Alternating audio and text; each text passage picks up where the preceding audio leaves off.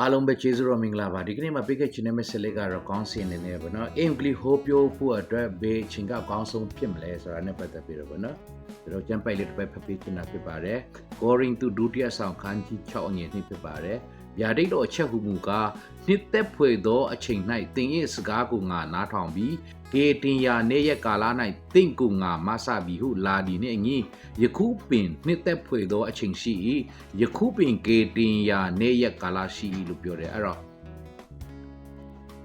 ယခုပင်နှစ်သက်ဖွေသောအချိန်လို့ပြောတယ်လို့ယခုပင်ကေတင်ယာနေရဲ့လို့ပြောတယ်အဲ့တော့ကျွန်တော်အင်္ဂလိပ်ဟိုပြောဖို့အတွက်ကျွန်တော်ဘေးအချိန်ကအကောင်းဆုံးဖြစ်မလဲလို့ပြောမယ်ဆိုတော့အကောင်းဆုံးအခြေအနေမှာလည်းကိုလည်းပြောတာမဟုတ်ဘူးအဆိုးဆုံးအခြေအနေကိုလည်းပြောနေတာမဟုတ်ပဲနဲ့နေ့ရက်စင်တိုင်းကကေတင်ရနေ့ရက်ဖြစ်ပါတယ်အဲ့တော့ကျွန်တော်အချိန်တိုင်းစက္ကန့်တိုင်းကလည်းကျွန်တော်အချိန်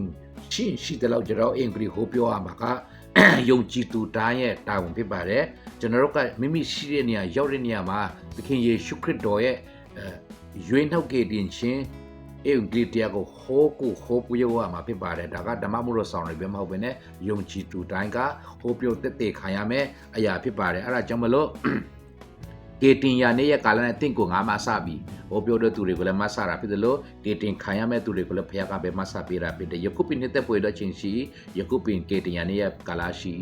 ခုအာယူနာဖို့ရဒီငါကပရိုလေပင်ခုအပေးဝေကားလိုက်ပါတယ်ရက်စီတိုင်းပေါ်မှာဖခင်ရှင်ကောင်းချီးချပေးပါစေ